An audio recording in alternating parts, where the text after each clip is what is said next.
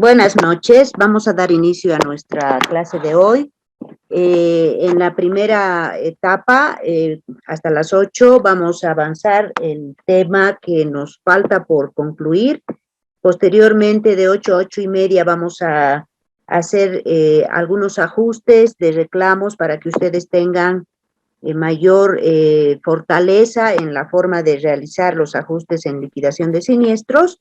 Y la última media hora, ustedes pueden reunirse para concluir sus trabajos, y voy a estar yo en sala para resolver cualquier consulta que tengan en el momento, y mañana ya puedan subir a la plataforma los trabajos que ya Héctor nos ha habilitado una pestaña para poder subir esos trabajos hasta las 7 de la noche, por favor. Y posteriormente se empezaría con el primer grupo, la exposición, como habíamos quedado, o la presentación, conforme el tipo de trabajo que hayan presentado.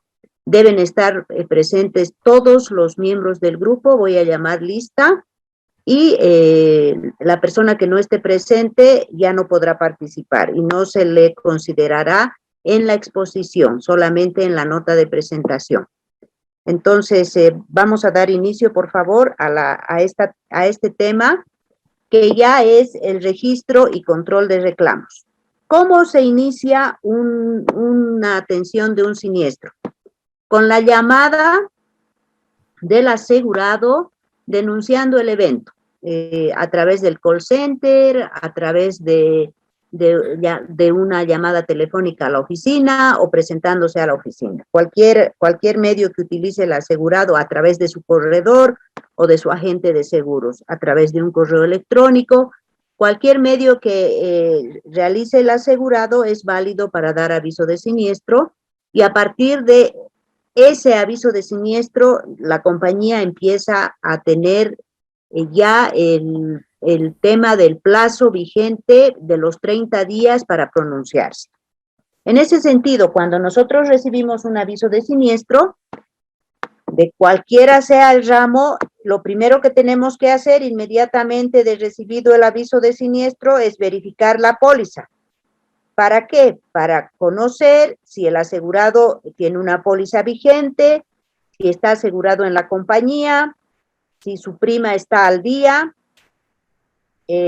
cuál es el bien que está reportando como siniestrado, si tiene una póliza en ese ramo.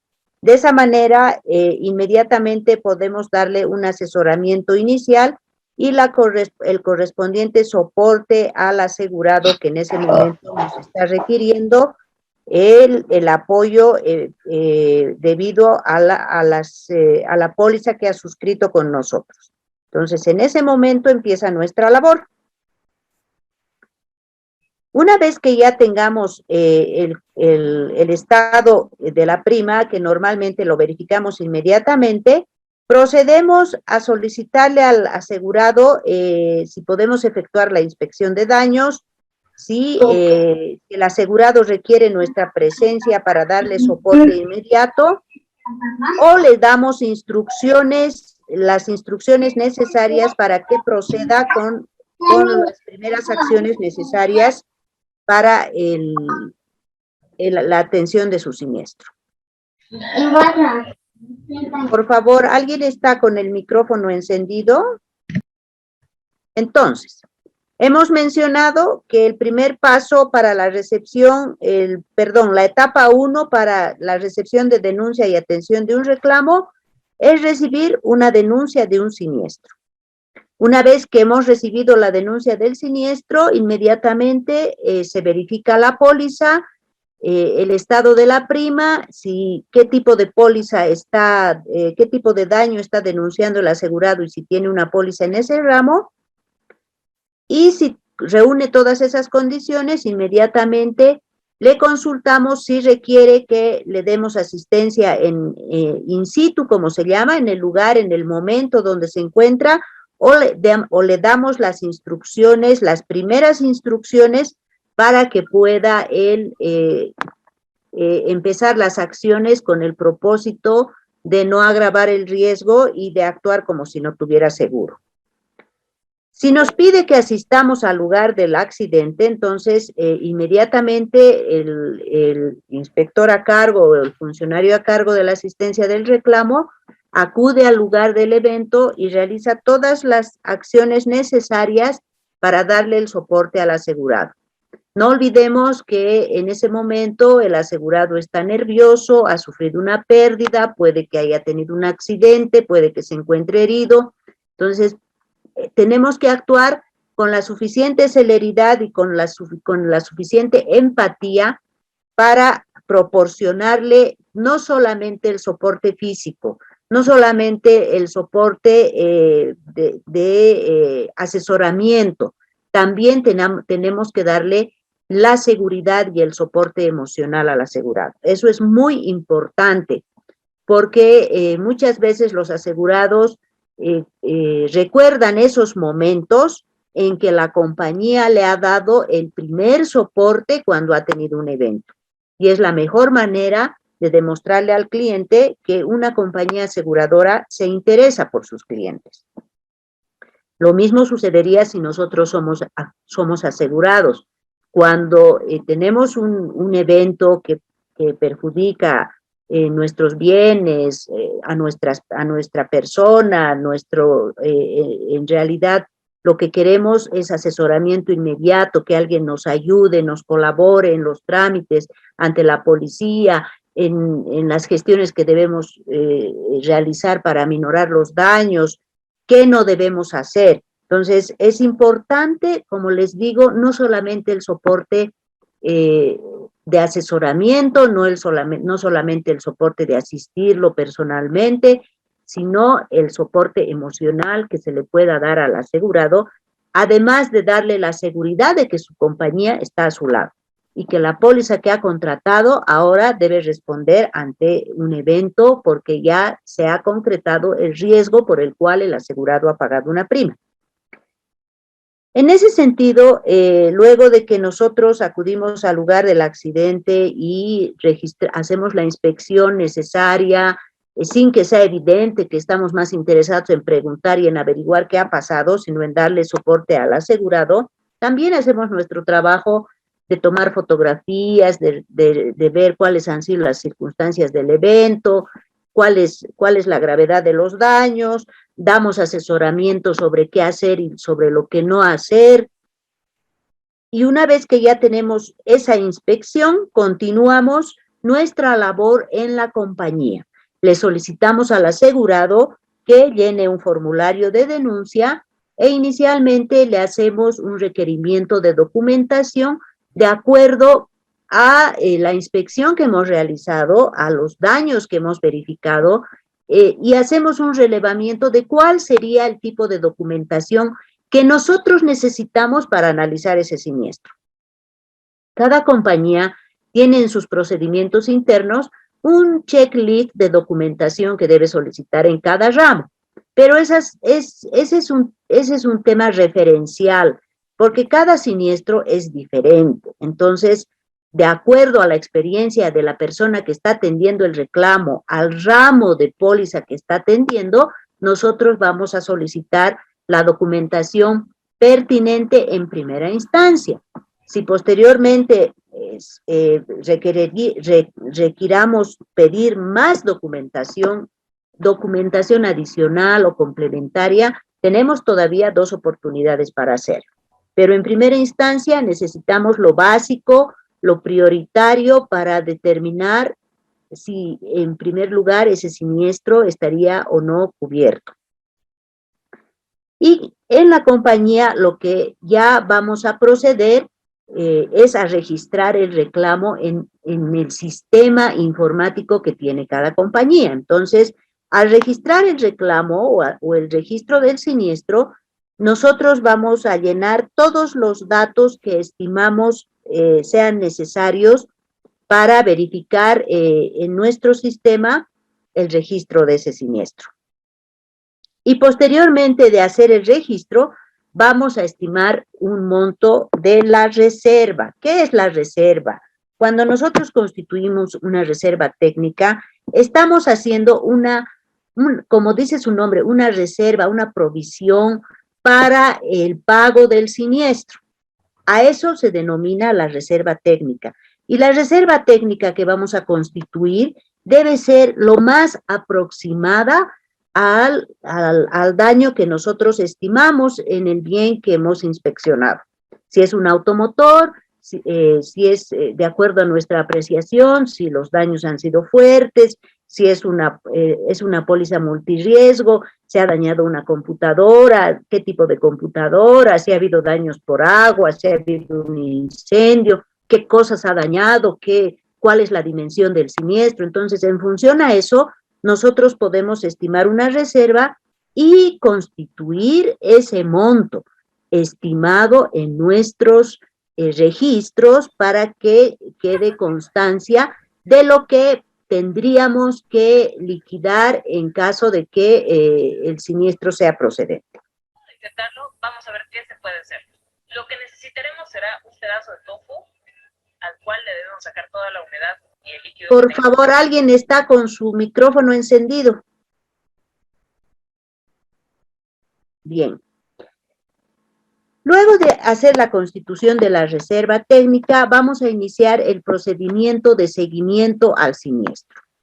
Ahora que hemos hecho la inspección, podemos hacer una evaluación preliminar de acuerdo a la inspección de daños en seguros de daños o patrimoniales.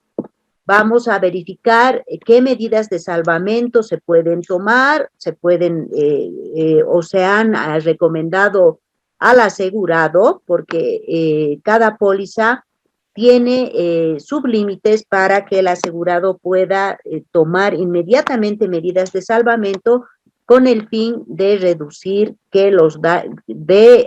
minimizar la agravación de los daños en caso de un evento.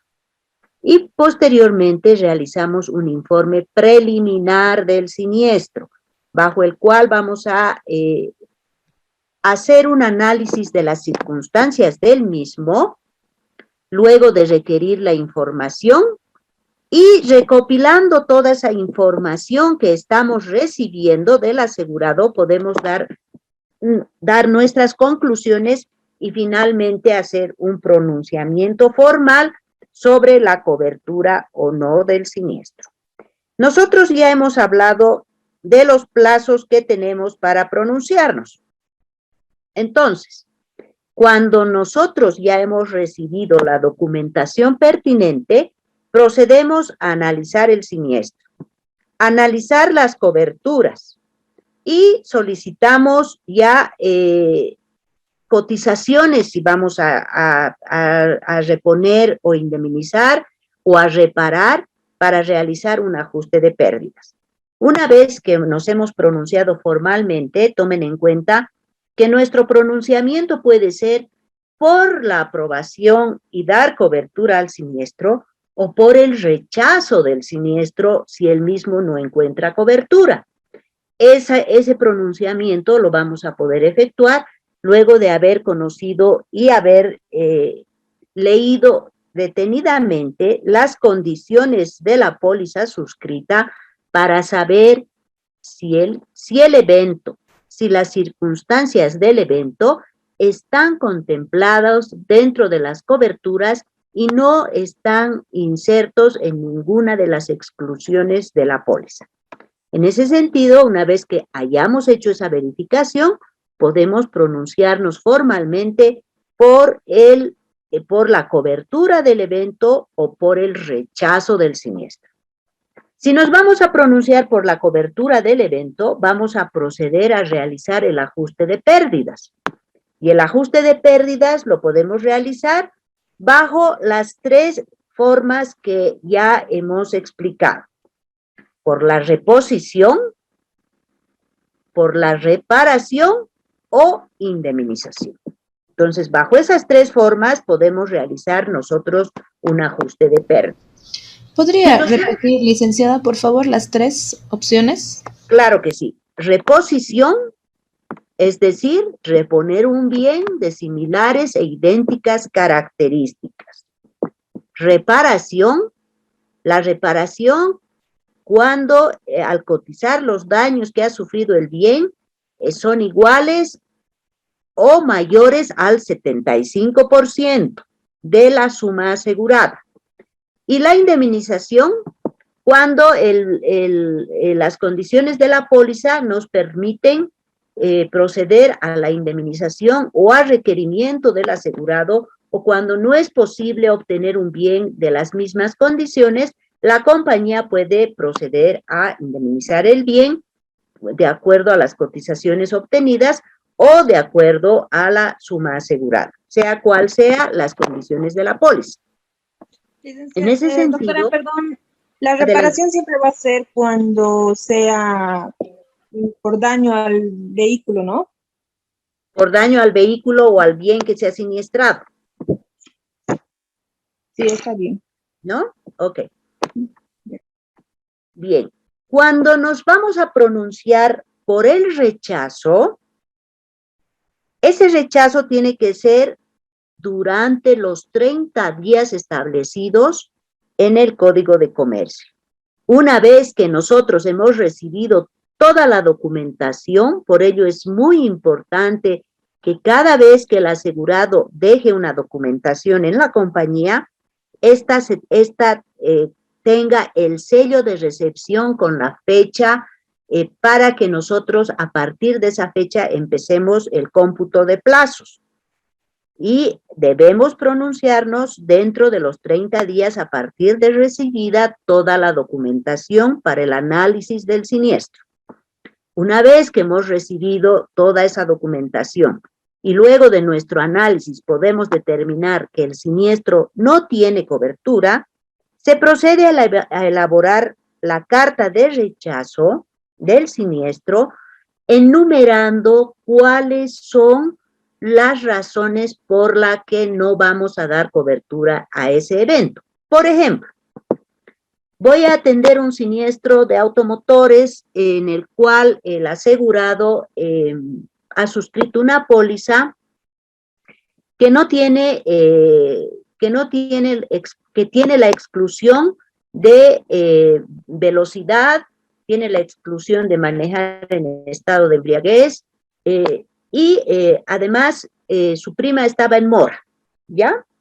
Entonces, cuando nosotros hemos recibido el aviso de siniestro, podemos ya indicarle al asegurado que al verificar que su prima estaba en mora, la compañía no procederá con la atención del siniestro por las razones explicadas, y debemos detallar lo que dice la póliza cuando se rechaza por mora en pago de primas. Debe ser específicamente señalado ese tema. Bien.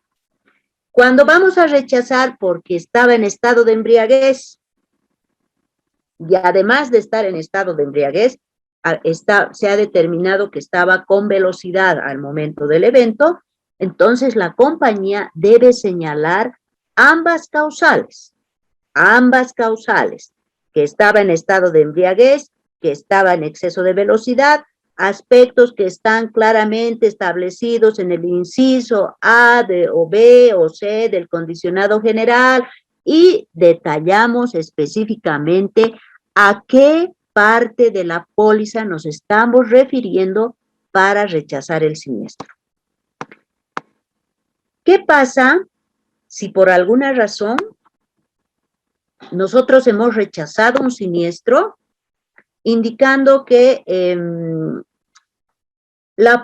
hemos hecho un análisis de la póliza y en el mismo caso resulta que le hemos rechazado por exceso de, por conducir porque el informe de alcoholemia determinaba que estaba por encima del límite tolerable. Y le rechazamos por esa condición. Y cuando entregamos la carta de rechazo, el asegurado nos refuta ese pronunciamiento, porque en su informe de alcoholemia ha habido un error. En tránsito se han equivocado, nosotros no hemos detectado ese error y nos rechaza por ese error que han cometido en tránsito, no acepta nuestro pronunciamiento. Pero resulta que además de que el señor estaba en estado de embriaguez o fuera de los límites tolerables, también había incurrido en exceso de velocidad. Pero nosotros en nuestro rechazo no hemos mencionado esa parte. Resulta que para nosotros poder pronunciarnos ante el reclamo del asegurado, ya no podemos decirle, verdad, señor asegurado, sí, realmente tránsito se ha equivocado y nos ha inducido al error, pero igual no lo vamos a atender porque usted estaba con exceso de velocidad. Eso ya no es permitido. Hemos perdido la oportunidad de pronunciarnos por todos los motivos por los cuales ese siniestro no tenía cobertura. Eso ya no está permitido, ya no está permitido.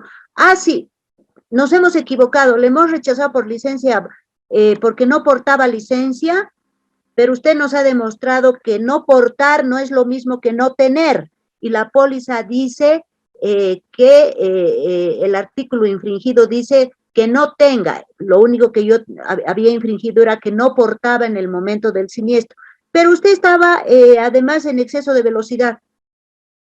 Ya no podemos hacerlo. Entonces, cuando rechazamos un siniestro, debemos analizarlo de tal forma de que estemos bien seguros de por qué lo estamos rechazando.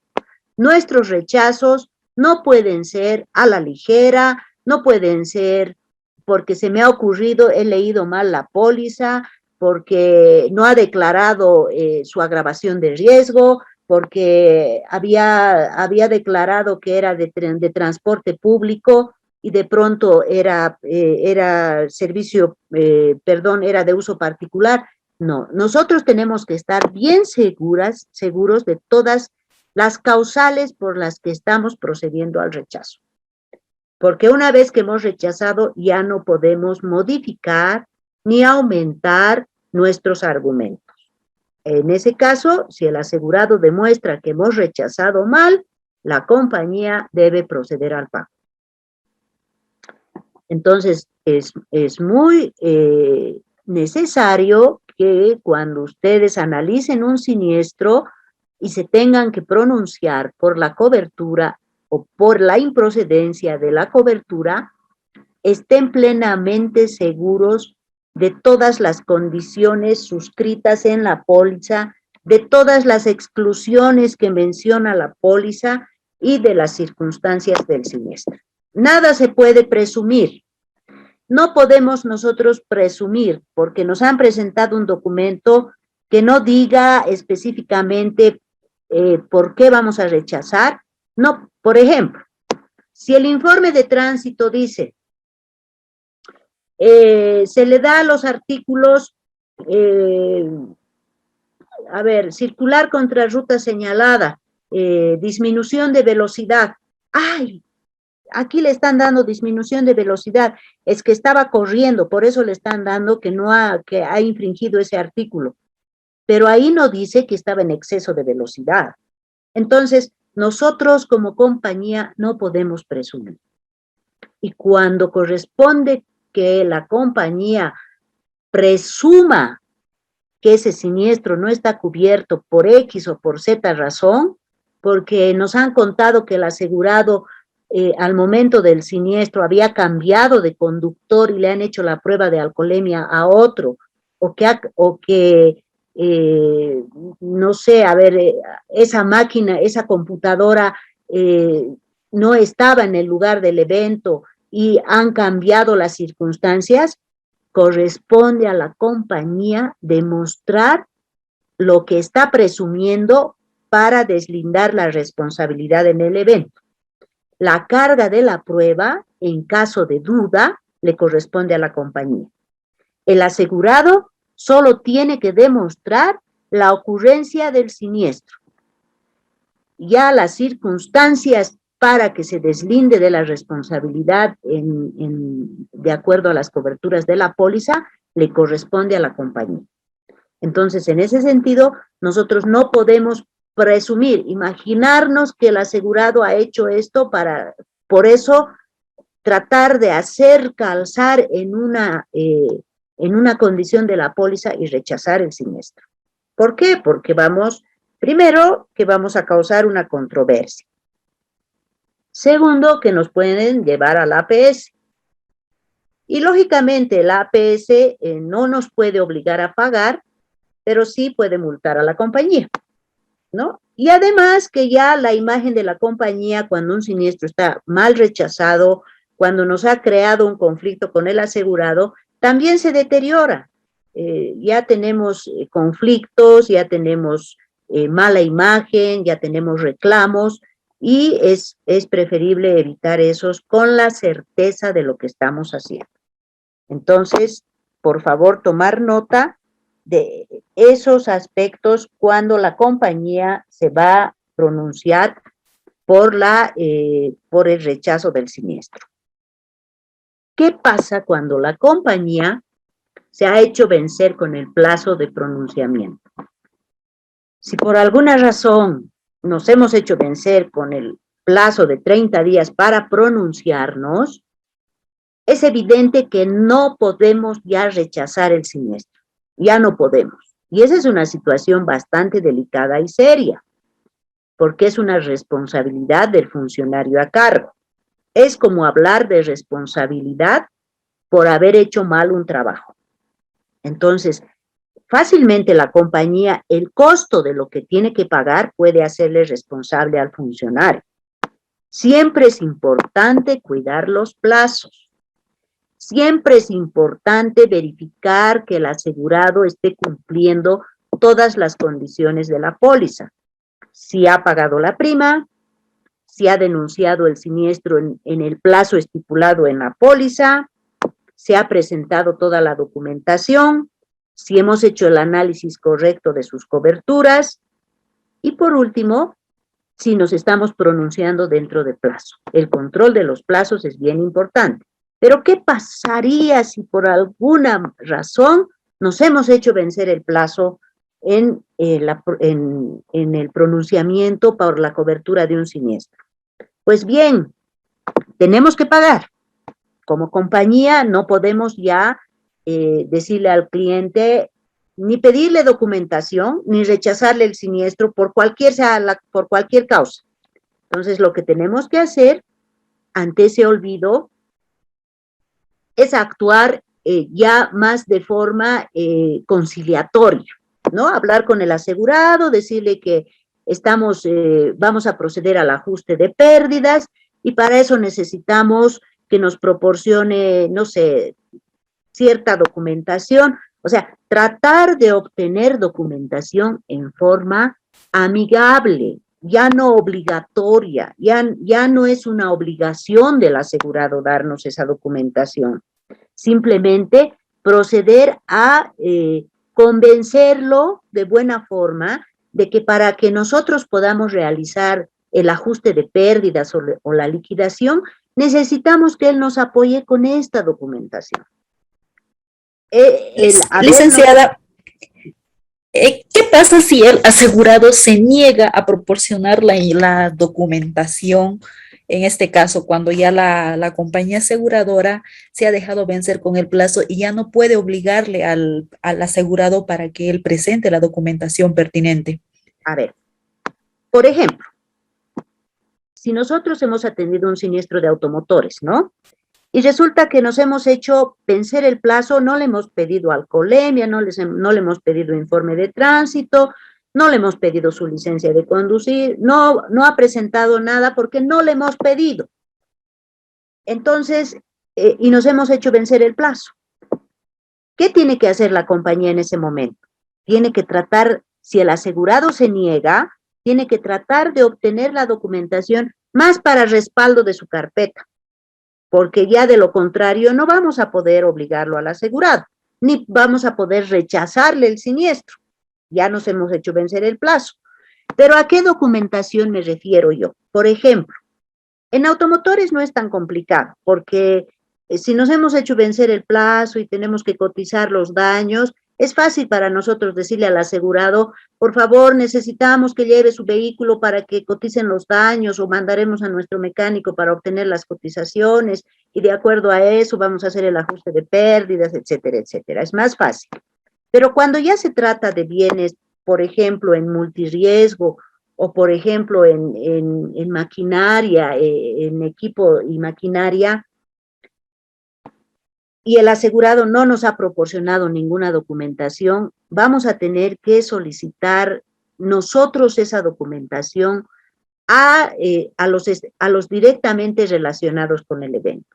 Por ejemplo, si nos están reportando daños en equipo y maquinaria y el asegurado debería presentar, nos está exigiendo el ajuste de pérdidas, y el asegurado debería presentar la factura de compra o el inventario para conocer el valor del equipo que se ha dañado.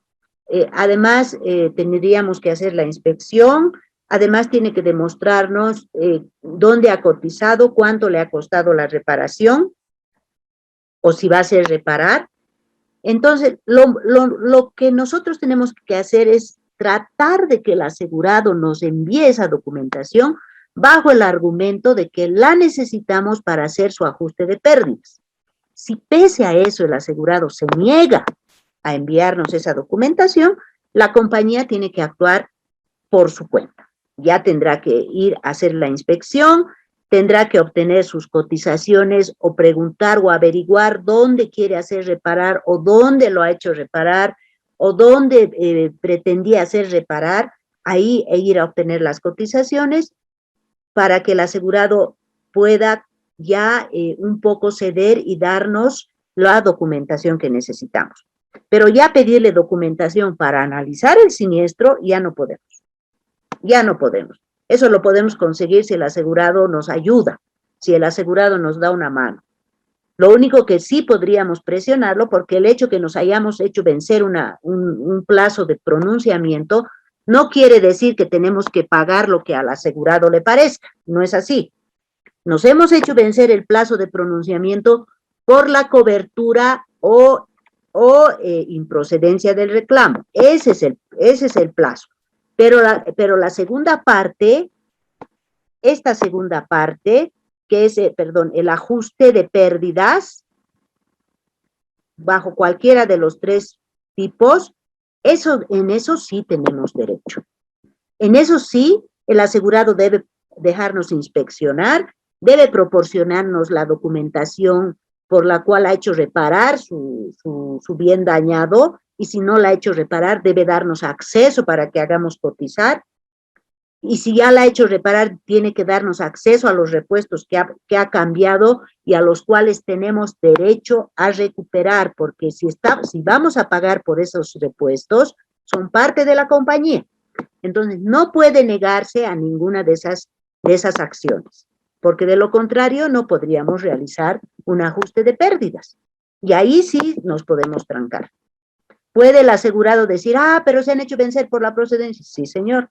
Pero necesitamos que usted nos colabore para realizar el ajuste de pérdidas. Y para ello necesitamos inspección del bien, o sus cotizaciones, o dónde quiere hacerlo reparar, o dónde lo ha hecho reparar, dónde están las partes cambiadas. Necesitamos esos documentos. Entonces, tenemos que actuar de esa forma inteligente cuando ya nos hemos hecho vencer el plazo. El hecho de no habernos pronunciado por la cobertura no quita el derecho a la compañía de tener el acceso a la documentación e información necesaria para hacer el ajuste de pérdidas, que son dos cosas diferentes. Gracias, doctora. Porque, ahora bien, es parte del historial de siniestros de cada asegurado un reporte que se llama siniestralidad.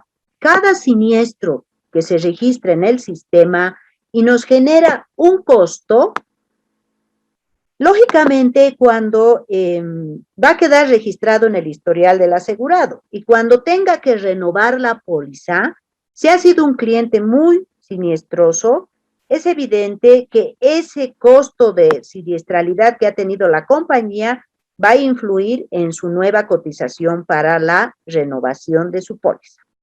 Entonces, la siniestralidad tampoco es gratis, ¿no? Cada compañía hace un análisis de la siniestralidad de los asegurados cuando ellos solicitan la renovación de sus pólizas. Y los recuperos. También los recuperos son parte del registro en el sistema. ¿Por qué? Porque cuando la compañía, en caso de siniestro automotor, por ejemplo, cuando se afecta la cobertura de responsabilidad civil y hay corresponsables en el siniestro, y resulta que la compañía tiene la opción de recuperar de un tercero responsable parte de lo que ha pagado al asegurado. Ese recupero, esa porción que ha recuperado, la compañía tiene la obligación de registrarla en el sistema, en el historial del cliente de su siniestralidad. ¿Por qué? Porque ese monto que hemos recuperado va a disminuir la siniestralidad del asegurado, porque ese es un monto que la compañía ha logrado recuperar y reduce el total del pago del siniestro que ha efectuado que ha efectuado por la atención del evento que afectó a la póliza. Entonces, lógicamente, ese recupero que se realiza también disminuye la siniestralidad del asegurado. Lo mismo pasa cuando es una pérdida total. Se registra, se declara pérdida total, se paga el siniestro, la compañía vende el vehículo siniestrado, lo monetiza. Tiene la obligación de registrar en el historial del cliente el monto por el que ha monetizado ese recupero, porque ese importe va a ir a disminuir el índice de siniestralidad del asegurado. Entonces, como verán, todas las acciones que se realizan en la atención de un siniestro también influyen en el historial que se registra en la compañía a beneficio del asegurado. ¿Qué es la repetición? La repetición es el derecho que tiene la compañía de actuar contra un tercero para recuperar parte del importe que está indemnizando al asegurado o al pagar los bienes que han sido afectados en el siniestro. La repetición no es condición para el pago de un siniestro, por si acaso. No es posible que una compañía, cuando tiene un siniestro y, por decir, hay un tercero responsable, primero quiera recuperar del responsable para proceder la atención a su asegurado. No es así. La repetición puede darse como no puede darse. Entonces, ¿qué tiene que hacer la compañía? Cumplir con el asegurado de acuerdo a las condiciones de la póliza. ¿Y cuáles son las condiciones de la póliza? Pagar el siniestro cuando ocurre, conforme se ha pactado en la póliza, y las exclusiones que corresponderían en el análisis del mismo. Ya si recupera, si puede repetir, si no puede, es un problema de la compañía. Lo mismo la subrogación.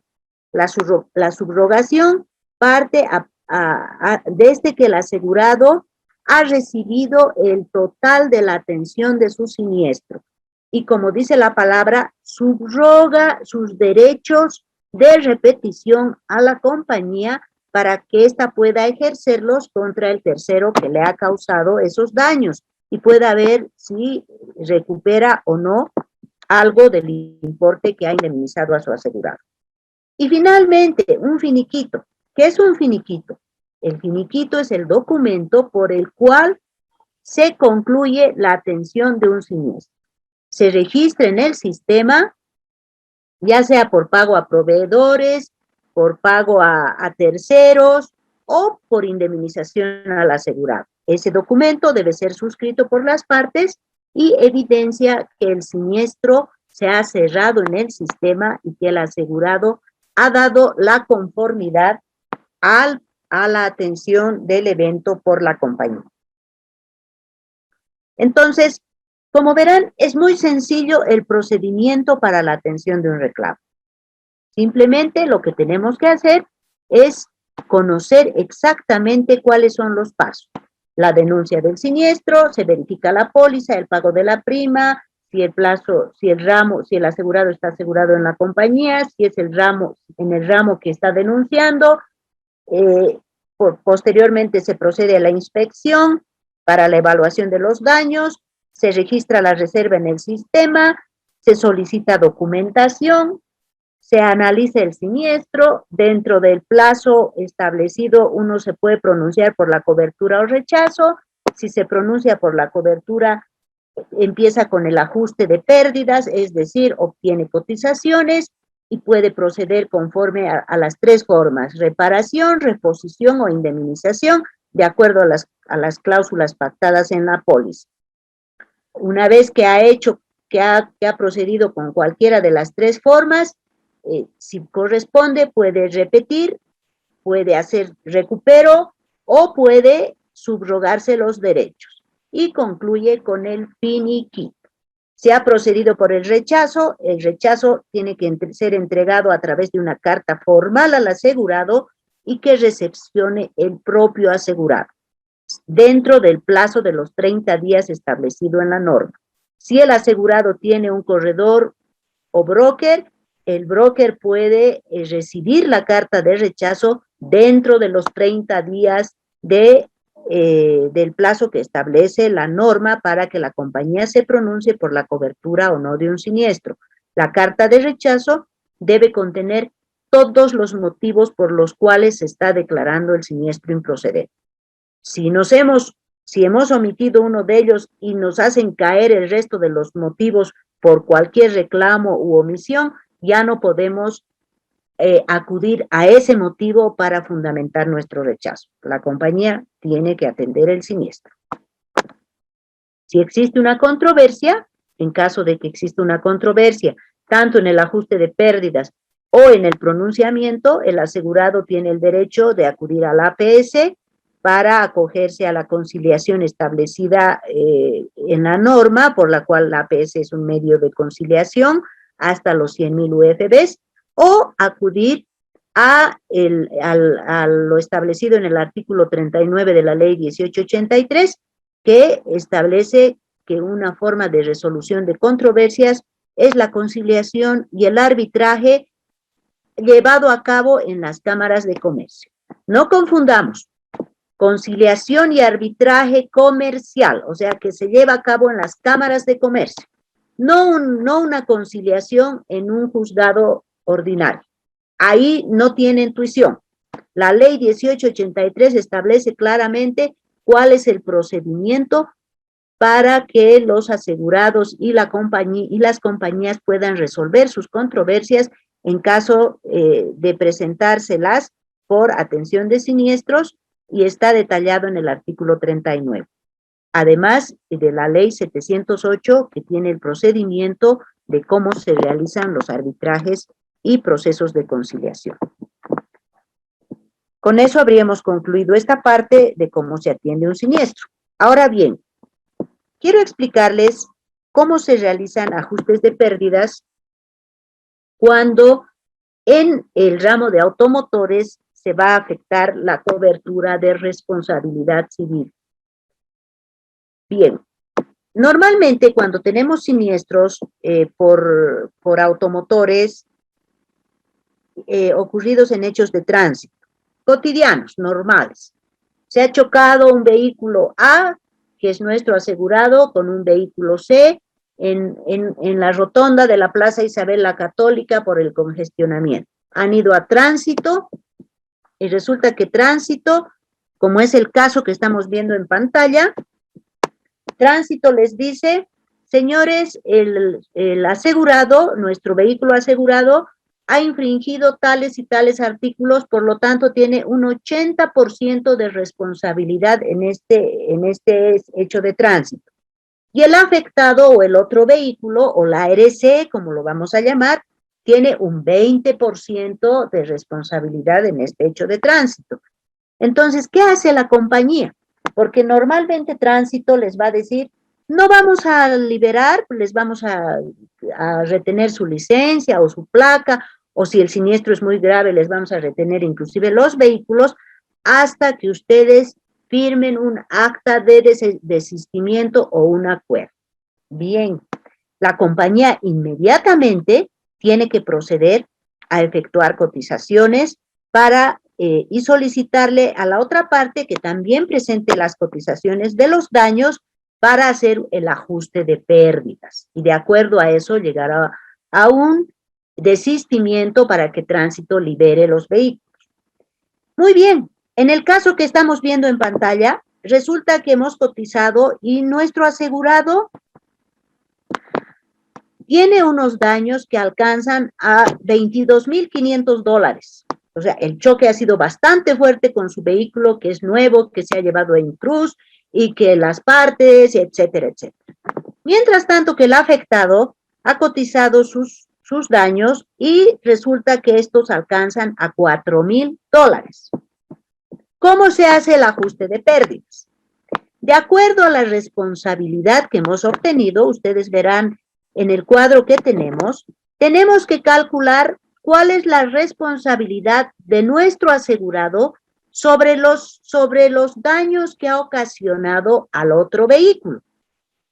Tránsito nos dice que la responsabilidad es el 80%.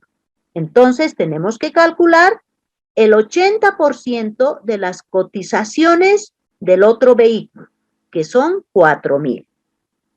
Hagan ese ejercicio, por favor. Aunque ahí tenemos el resultado, el 80% de 4,000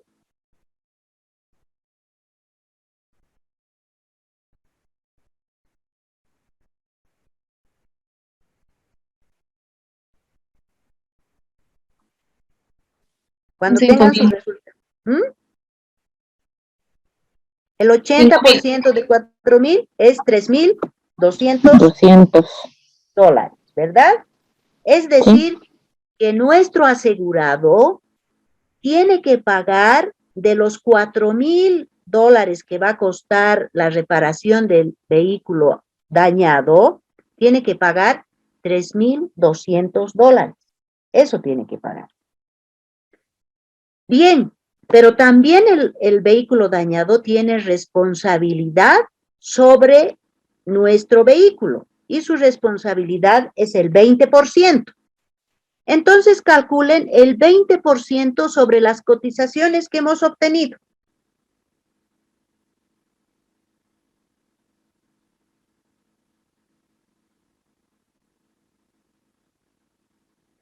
Y resulta que el afectado tiene una responsabilidad de $4,500 sobre los daños a nuestro vehículo, al vehículo de nuestro asegurado. ¿Verdad?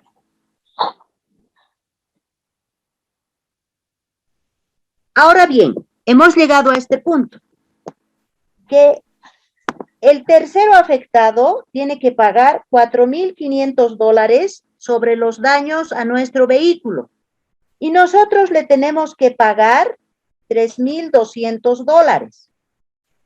Hacemos esa operación. Eso se llama el ajuste de pérdidas. Hacemos esa operación. Restamos 3,200 a 4,500 y nos da $1,300, ¿verdad? De ese ajuste de pérdidas podemos evidenciar que la parte afectada, el tercero o la RC, como lo llamemos, nos tiene que pagar a la compañía nos tiene que pagar $1,300 para que podamos firmar el desistimiento. ¿Sí? Entonces, aquí, ¿qué entra en acción? Hemos hecho un ajuste de pérdidas. En este siniestro que nos ha denunciado el asegurado, vamos a afectar dos coberturas. La primera cobertura, daños propios. Ahora vamos a hablar de daños propios únicamente. Vamos a afectar la primera cobertura de daños propios, que es la cobertura por la que tenemos que responder por los daños causados al vehículo asegurado como compañía. Y como compañía vamos a pagar $22,500, que es lo que nos ha costado la cotización, que es lo que nos han cotizado, lo que nos va a costar la reparación de ese vehículo. Tenemos que pagar $22,500. Bien, Pero además vamos a afectar la cobertura de responsabilidad civil porque hay un tercero responsable. Pero resulta que en este caso, en vez de pagarle al tercero responsable, él nos tiene que pagar a nosotros. Entonces, independientemente de la atención al asegurado, la compañía tiene que efectuar todas las gestiones, primero, para que el afectado o la ARC nos firme el desistimiento a favor de nuestro asegurado. Y segundo, hacer todas las gestiones y todos los intentos necesarios para que él nos pueda pagar los $1,300 adicionales, porque eso ya es un recupero de la compañía. Porque igual la compañía tiene que pagar $22,500. O sea, igual le tiene que reparar el vehículo por ese valor al asegurado.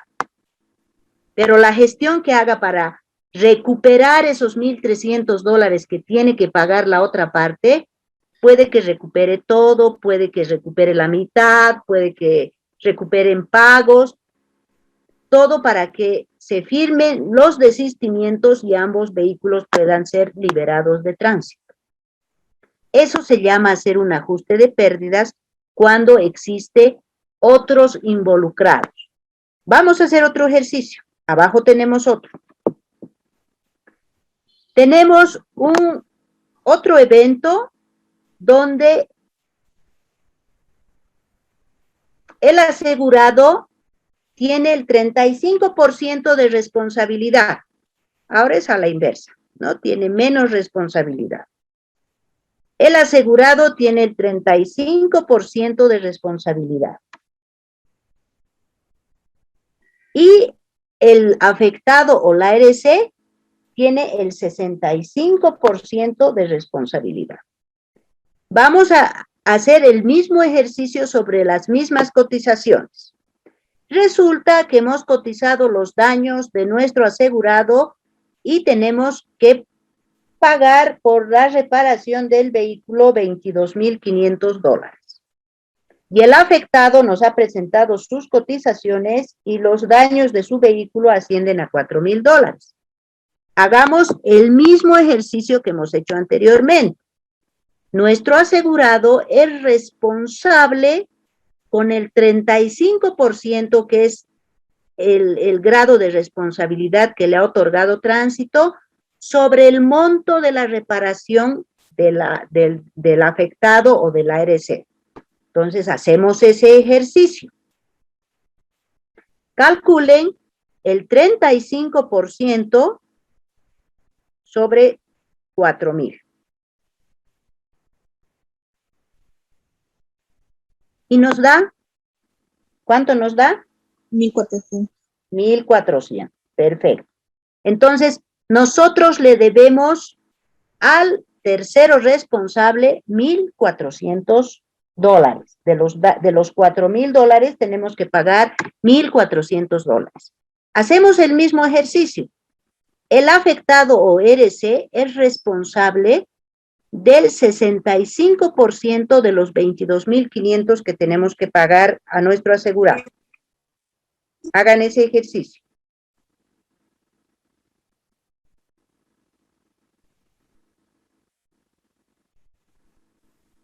$14,650. Perfecto. Entonces, ¿qué tenemos que hacer? Si el tercero nos tiene que pagar $14,625 y nosotros le debemos 1,400, hacemos la misma operación que hemos hecho y resulta que ese tercero nos debería 13,225. $13,225. Entonces ahí la compañía, como es tanto lo que nos debe, claro, ejerce mayor presión para poder recuperar el importe del tercero responsable en caso de un siniestro. Pero eso no quiere decir que mientras recuperemos o no recuperemos o lleguemos a un acuerdo o lo que sea, no vamos a proceder con la atención de nuestro asegurado.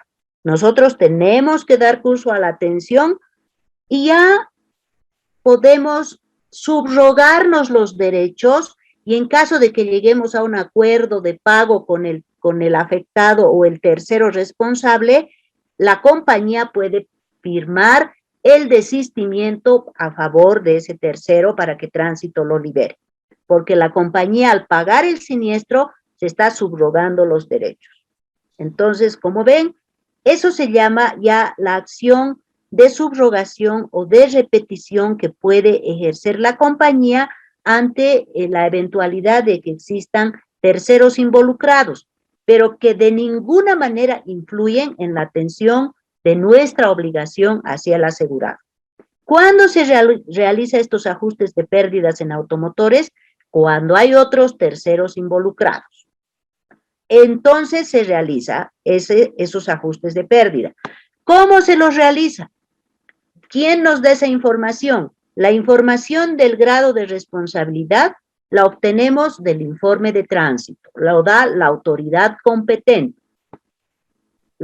Por ejemplo, cuando es choque a un vehículo estacionado, si nuestro asegurado ha chocado a un vehículo estacionado, normalmente Tránsito le da el 100% de responsabilidad porque el otro vehículo estaba estacionado. Cuando dos vehículos están en movimiento, normalmente Tránsito, si uno ha infringido más los artículos, ha cometido más infracciones en el hecho de tránsito, al estar los dos vehículos en movimiento, siempre ambos tienen responsabilidad, así que si el otro ha tenido casi nada de culpa, igual le van a dar por lo menos un 10% de responsabilidad porque estaba en movimiento. Cuando les dan el 50% de responsabilidad a cada uno, existe en Tránsito algo que dicen, ya vamos a llegar a un acuerdo, cada uno se repara sus daños 50-50. Eso no va para las compañías, por si acaso. Aparentemente cada uno se va por su lado con 50-50 y cada uno se repara sus daños. Pero en el caso de las compañías eso no aplica. ¿Por qué? ¿Alguien me puede decir por qué?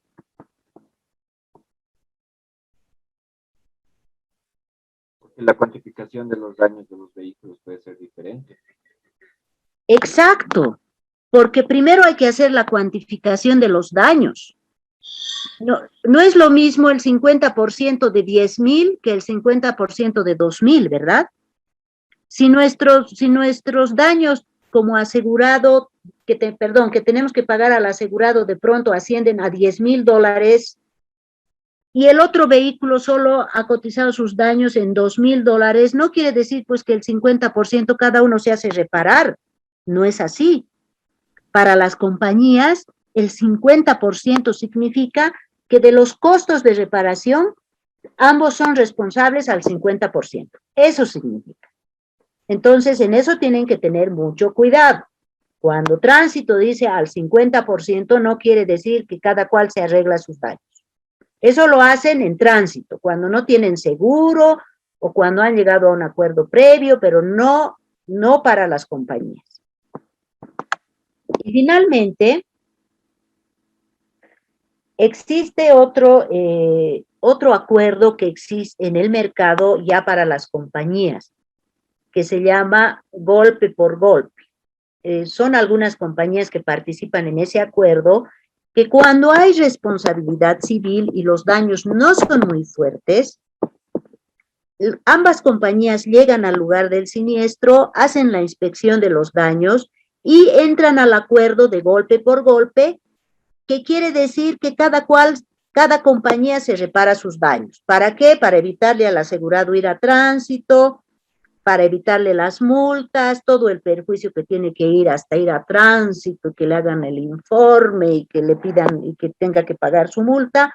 Entonces, la compañía ha generado ese sistema para los daños que no son muy evidentes y a los cuales la compañía asiste inmediatamente y puede verificar que ambos conductores no tenían aliento a alcohol, que ha sido un accidente en el cual no ha habido mayor gravedad, ni ha habido mayor imprudencia, para facilitar esos eventos es que se ha creado este convenio donde las compañías participan y se llama golpe por golpe.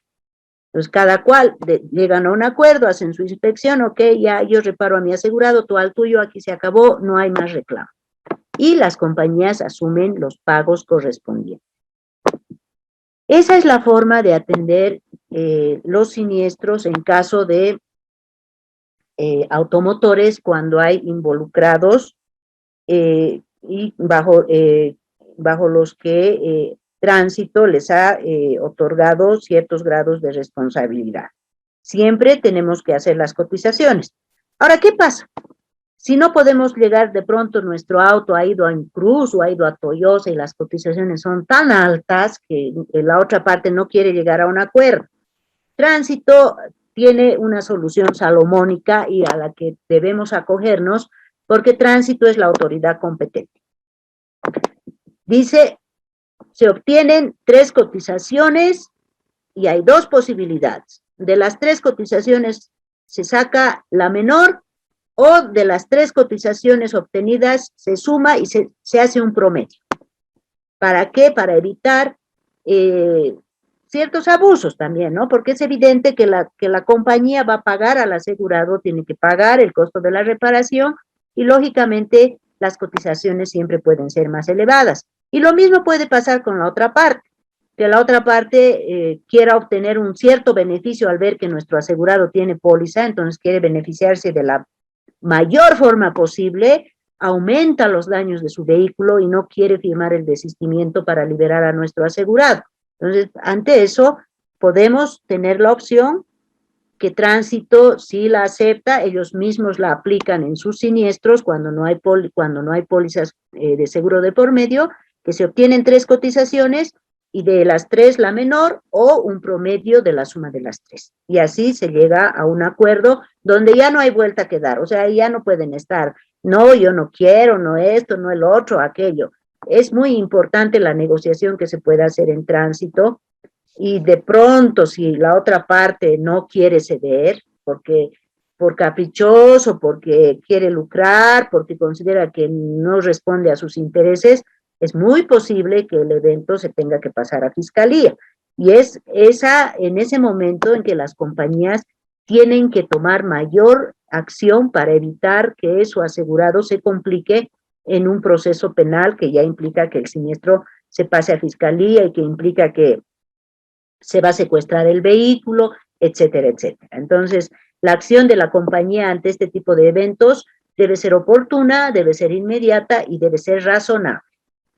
No, nada de imposiciones, nada de peleas, nada de querer ir a la contraria, siempre tiene que haber un ámbito de conciliación, porque se está tratando con personas afectadas.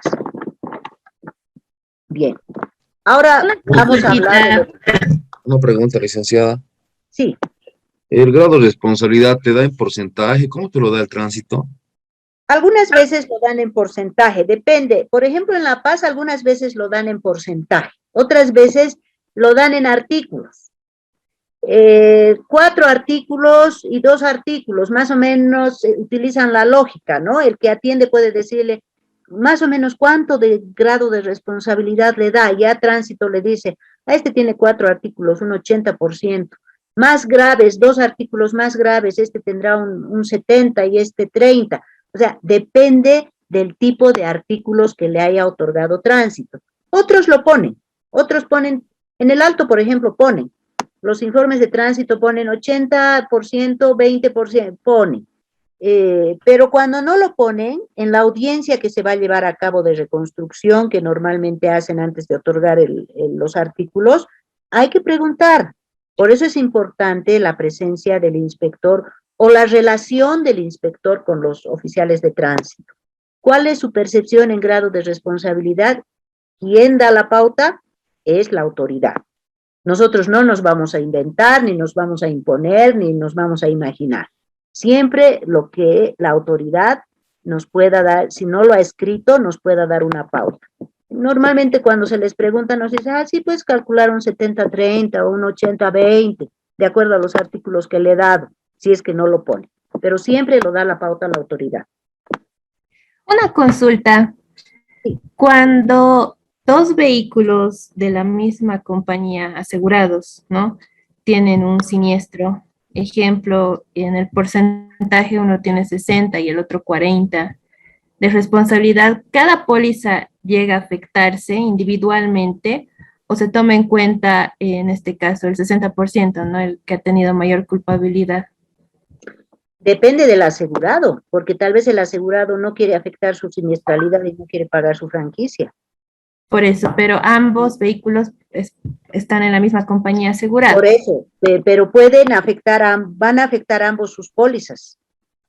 Ambos van a tener que afectar sus pólizas porque tienen responsabilidad civil. Y se va a tener que ajustar en ambas pólizas la cobertura de responsabilidad civil. Doctorita, y en el caso de que puede ser de que el otro vehículo se ha escapado. Cuando el otro vehículo se ha escapado, no queda nada más que atenderlo, pues, al asegurado. No queda nada más que atenderlo al asegurado. No se ve ninguna responsabilidad, ¿no? Sí. Oh. Él ha cumplido con denunciar, el otro se escapó y, bueno, presenta los requisitos que la compañía necesita, porque la compañía dice que cuando interviene otro vehículo, el asegurado debe presentar la denuncia a tránsito. Entonces, ya le dan el 100% porque el otro se escapó. Al que se escapó le dan el 100%. Y la compañía tiene que atender a su asegurado con la cobertura de daños propios y ya nada de responsabilidad civil, ¿no? Pero se afecta a su póliza, ¿no? Y sus para daños propios. Sí, como daños propios afecta a su póliza. En todos los casos que hay responsabilidad civil,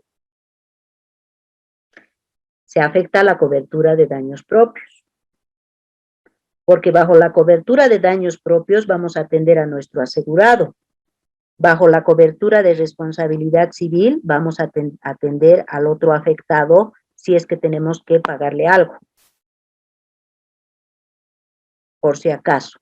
Doctora, y en el registro de siniestralidad, si yo voy a afectar mi póliza futura de la siguiente gestión, ¿no es lógico que el asegurado cambie de aseguradora? Claro, muchos hacen eso. Muchos hacen eso. O sea, cuando son muy siniestrosos, lógicamente a ninguna compañía le interesa también un cliente que no le va a generar rentabilidad, ¿no? Entonces, cuando son muy siniestrosos, la prima se les eleva demasiado y ante eso prefieren cambiar de compañía. Buenas noches, disculpe, licenciada, pero al cambiar de compañía creo que hay un historial de siniestralidad que le piden al cliente, ¿no? No siempre, porque las compañías lo que pretenden es generar cartera, ¿no? Entonces, normalmente en licitaciones lo hacen, piden un historial de siniestralidad, o cuando son cuentas corporativas para analizar el riesgo, digamos, ¿no? Pero cuando son cuentas así individuales, fácilmente saltan de una compañía a otra. Gracias, Liz. Ok, bien. Vamos a hacer un ejercicio para establecer en las pólizas multirriesgo cuál es el valor actual cuando tenemos que aplicar la cláusula de valor de reposición a nuevo. Lo único que tenemos que hacer es, si se ha dañado, vamos a suponer que se ha dañado una laptop, ¿ya? La laptop tiene una suma, no, un servidor, ok. La suma asegurada de ese servidor en su inventario de activos fijos es de $12,000. Ese es el valor que tiene, $12,000. Entonces, cuando ya nos han proporcionado esa documentación, también nos van a proporcionar el tiempo de uso. De acuerdo a la factura de compra y a la inclusión en el inventario, resulta que al momento del siniestro, ese equipo ya tenía un tiempo de uso de 4 años. Eso nos lo proporciona el asegurado. Y cuando nosotros vamos a cotizar el equipo en el mercado para obtener el valor de reposición a nuevo, pedimos una cotización al proveedor y resulta que el proveedor nos dice que ese equipo ahora cuesta $18,000 y que normalmente su tiempo de vida útil es de 5 años. Como ustedes podrán ver, ese equipo ya estaba casi en su último año de vida útil, ¿verdad? Ya había tenido 4 años y puede que se haya caído, se haya quemado, lo hayan robado, no importa. No importa cuál ha sido el siniestro, pero estamos estableciendo cuál es el valor de reposición a nuevo de ese equipo. ¿Y cómo lo vamos a establecer? Calculando su valor actual y calculando una depreciación por tiempo de uso y por tiempo de vida útil, pero tomando en cuenta cuál es el valor de reposición a nuevo. Entonces, ¿qué tenemos que hacer una vez que ya tenemos todos esos datos que nos ha proporcionado el asegurado y nuestras cotizaciones? Reemplazar esos valores en nuestra fórmula. El valor actual es igual al valor de reposición a nuevo. En este caso, ¿cuál es el valor de reposición a nuevo? $18,000. Entonces, reemplazamos $18,000 por el factor 1 menos el tiempo de uso, que son 4 años, sobre el tiempo de vida útil, que son 5 años. Una vez que hemos sacado ese factor, multiplicamos 18,000 por el factor, por 0,20, y resulta que lo que tenemos que pagar por ese equipo, el valor actual de ese equipo es de $3,600. Eso es lo que tenemos que pagar al asegurado. Ustedes me dirán, ¿es razonable esto? Claro, porque ya estaba en su último año de tiempo de vida útil. Por eso solamente tenemos que pagarle $3,600. ¿Y qué va a pasar con el asegurado ahora? ¿Cómo va a recuperar su equipo? Bueno, él tiene que decidir porque este es el cálculo del valor actual. Resulta que lamentablemente ahora el costo en el mercado es mucho más alto porque es un equipo especial, porque es un servidor, cualquiera sea la situación. Pero el valor actual del equipo, de acuerdo al valor residual, deduciendo el tiempo de uso y el tiempo de vida útil, es de $3,600. Como verán, la cláusula de valor a reposición a nuevo, si establece en las condiciones de la póliza que se debe calcular el valor actual con depreciación por tiempo de uso y de vida útil, a veces no determina lo que tiene el título de esa cláusula, ¿no? Porque nosotros estamos suponiendo que nos van a dar un equipo nuevo, de las mismas características y condiciones. En este caso, el ajuste que estamos haciendo establece que lo que vamos a hacer es indemnizar al asegurado el valor actual de ese equipo, $3,600. Técnicamente, ese es el cálculo que se ha efectuado. Doctora, una consulta. Adelante. En el mismo ejercicio, si el tiempo de uso fuese de 5 años. Si el tiempo de uso fuese de 5 años, ya no tiene valor tiempo de vida residual. útil. Ya no tiene valor residual, o sea, tendríamos que respaldar no va a cambiar. Lo único que tenemos que cambiar es en nuestra fórmula, ¿no ve? Hagan ese ejercicio. 1 menos 5 sobre 5 nos da el parámetro para calcular el valor actual. 18,000 por 1 debe ser, creo, por 0,1. Por 0. Por 0,0. No podríamos...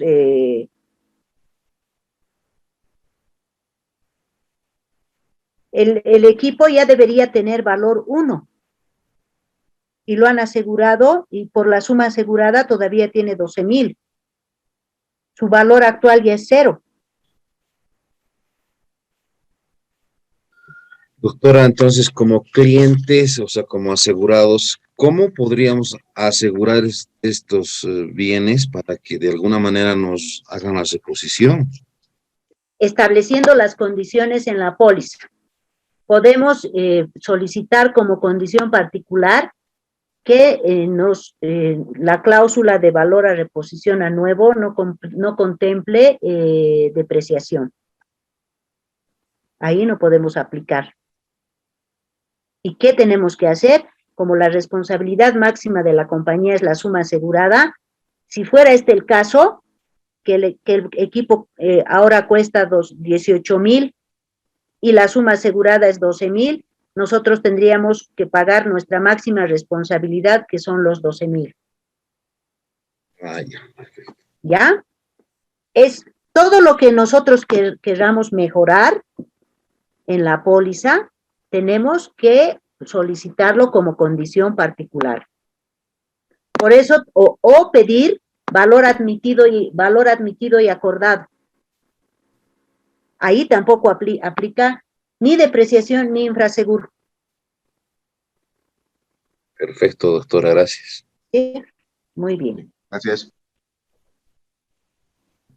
Entonces, a ver, estos dos temas eran muy importantes. Ya en tema de cálculo de seguros de vida, saben que se paga hasta el valor asegurado, en seguros de salud, de acuerdo a las facturas presentadas, en seguros de accidentes, bajo las 3 coberturas, si es gastos médicos, de acuerdo a las facturas presentadas, si es por invalidez permanente o parcial, se acude a la tabla que tiene las condiciones particulares de la póliza, donde establecen los porcentajes que vamos a calcular sobre la suma asegurada para liquidar el monto a pagar, y de acuerdo al informe emitido por el dictamen de calificación sobre si es invalidez permanente o si es invalidez parcial. Y en caso de fallecimiento se paga el total de la cobertura una vez que o hayan presentado la declaratoria de heredero o el beneficiario haya solicitado que ha sido expresamente designado con antelación al fallecimiento del asegurado, presente la documentación necesaria para que se le indemnice el capital asegurado. Es lo más sencillo en temas de liquidaciones. Lo más complicado es las liquidaciones en ramos técnicos. Entonces, ya la parte más complicada se las he explicado, que es calcular depreciaciones y valor actual. Cuando es reparación, no van a tener problema, porque la reparación simplemente tiene que ser igual o menor al 75%. ¿Y sobre qué ustedes se van a basar?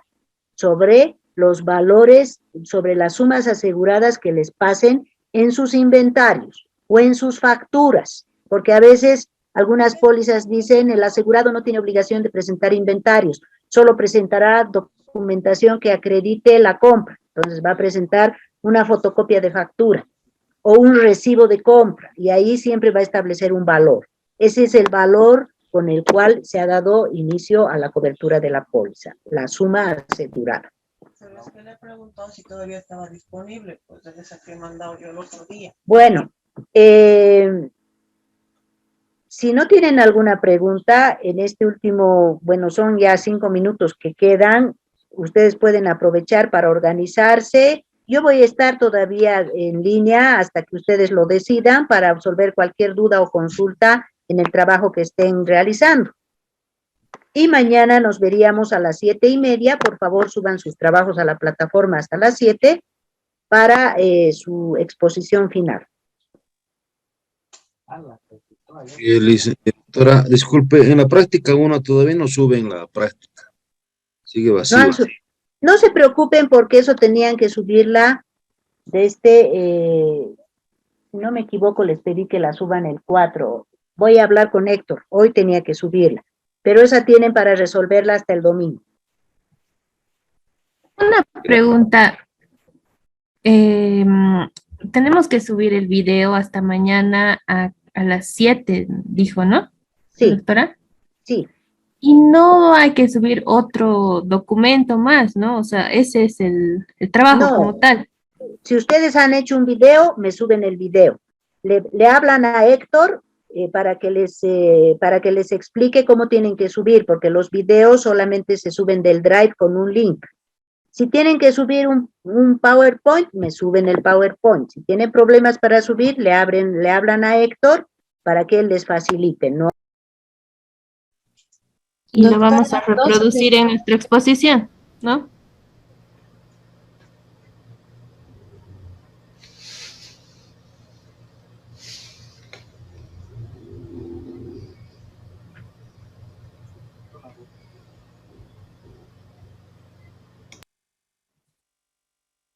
Ujú.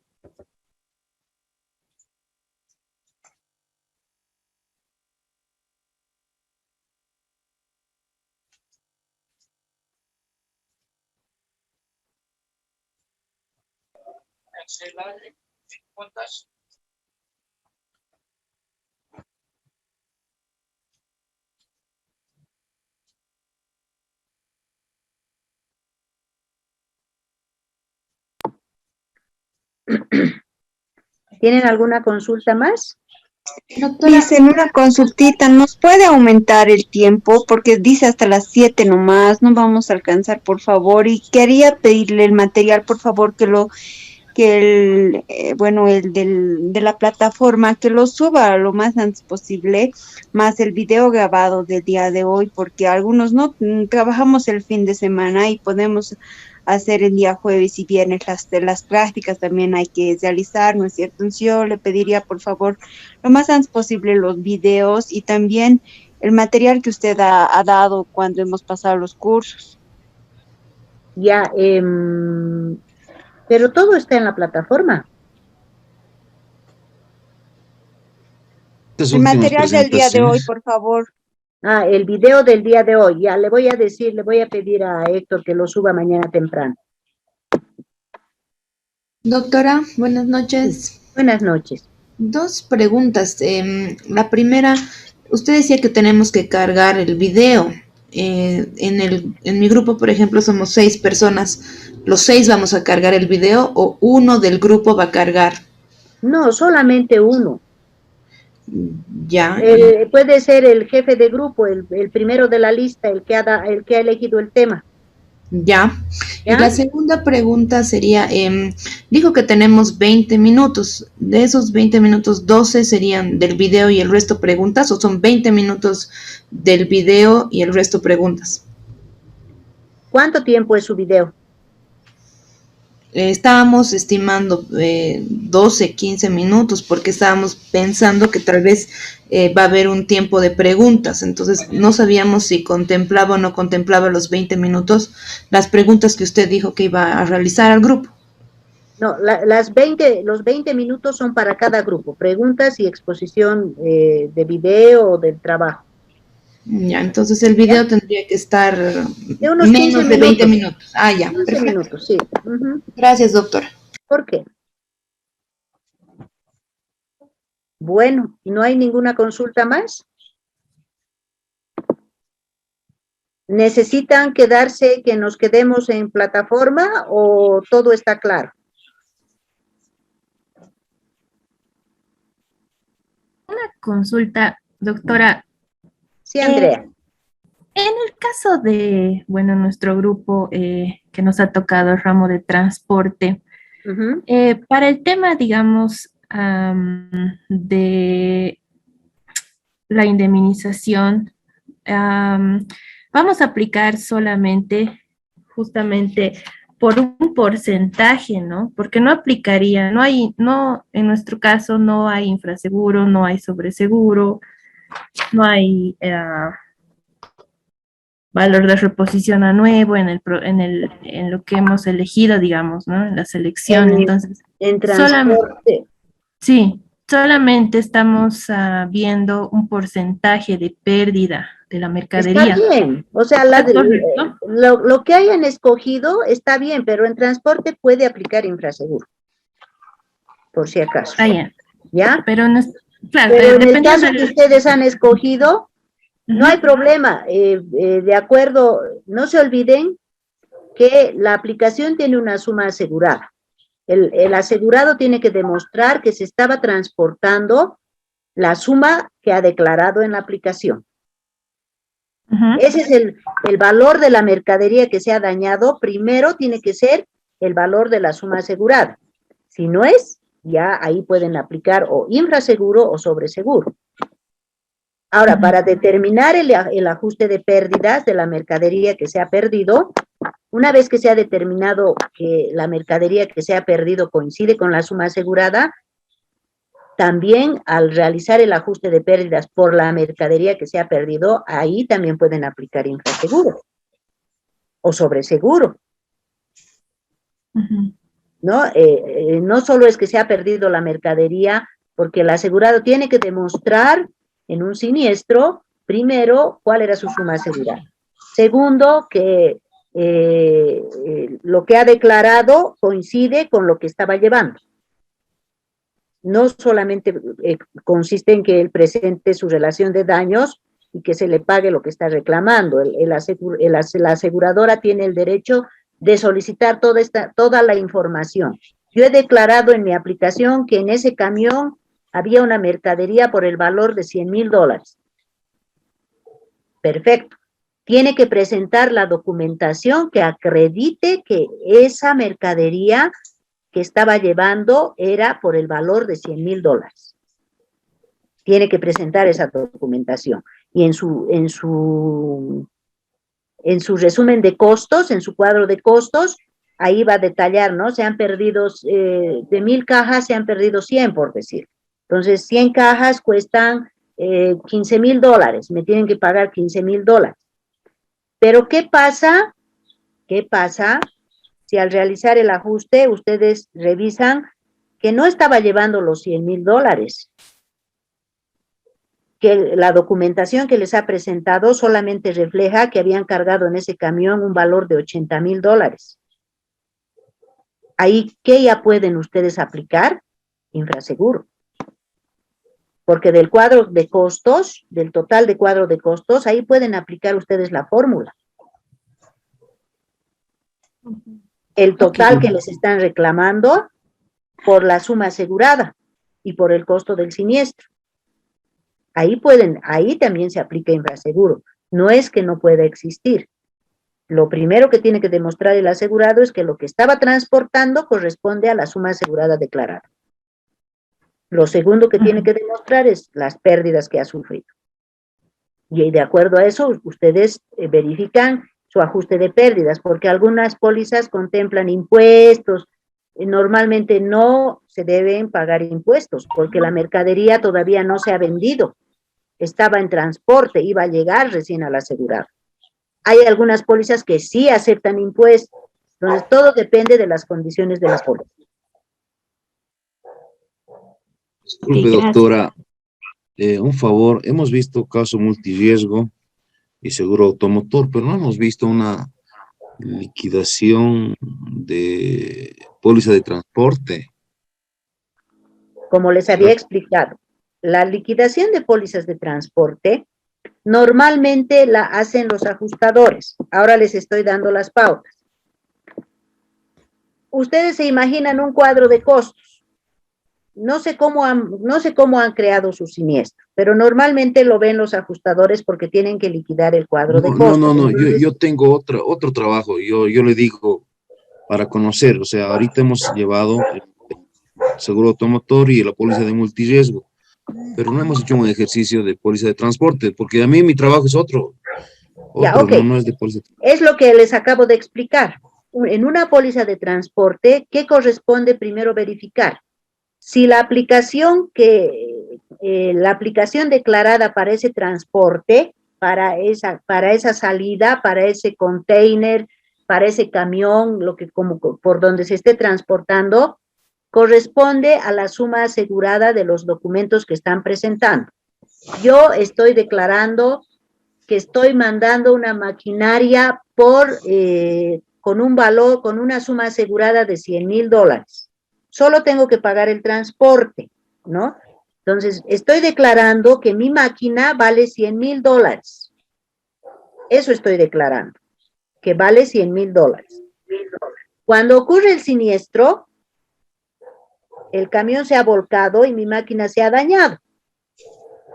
Entonces, ¿qué me va a decir la compañía?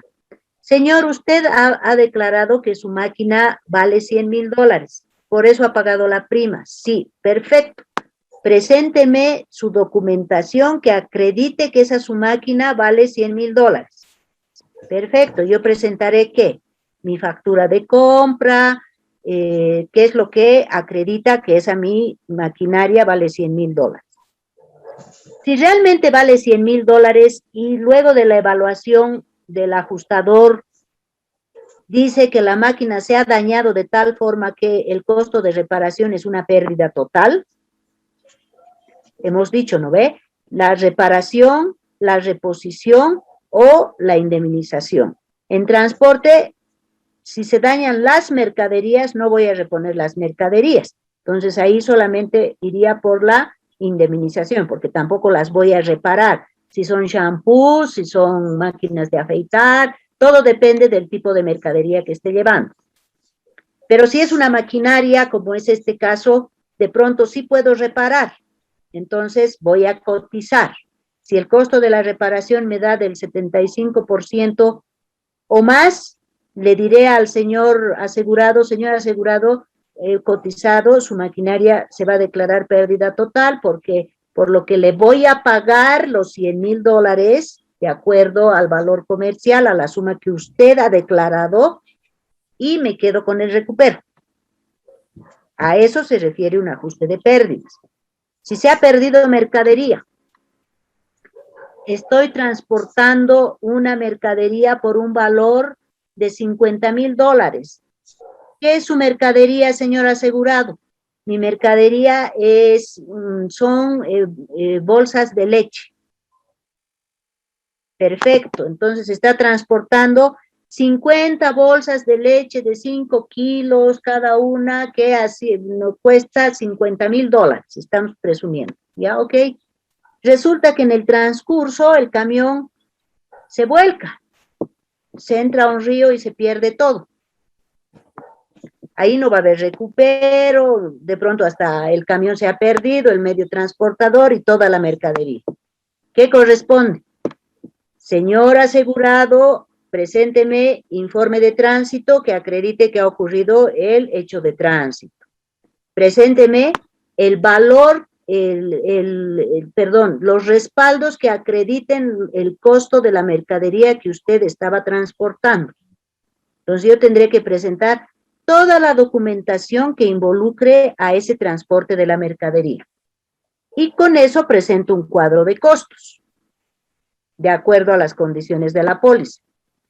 El ajustador revisará el cuadro de costos y dirá el valor de la salida, el valor de importación, los impuestos, el flete, todo lo que la póliza ha asegurado estará en ese cuadro de costos, y como es pérdida total, de pronto el ajuste va a corresponder al monto de la aplicación, que son los $50,000. Ahí no se puede aplicar depreciación, ahí no se puede aplicar, ¿por qué? Porque está demostrando que efectivamente su mercadería estaba valuada en $50,000 y eso estaba transportando. A eso me refiero. O sea, el ajuste de pérdidas de una póliza de transporte simplemente consiste en que tú tienes que demostrar primero cuál era la suma de tu aplicación, la suma asegurada de tu aplicación, y que esta tiene que coincidir con las declaraciones y la documentación de mercadería que estás presentando.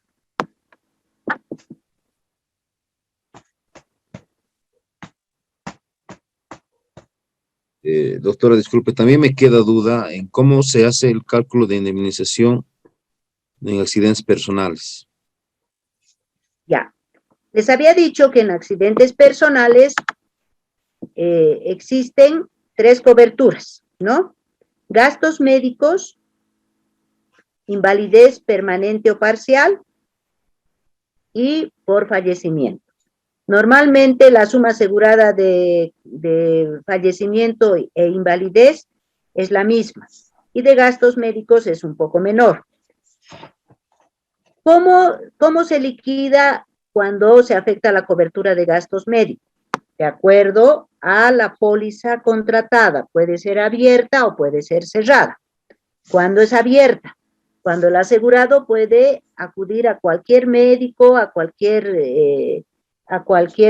centro médico para atenderse un accidente, él paga los gastos y la compañía le reembolsa.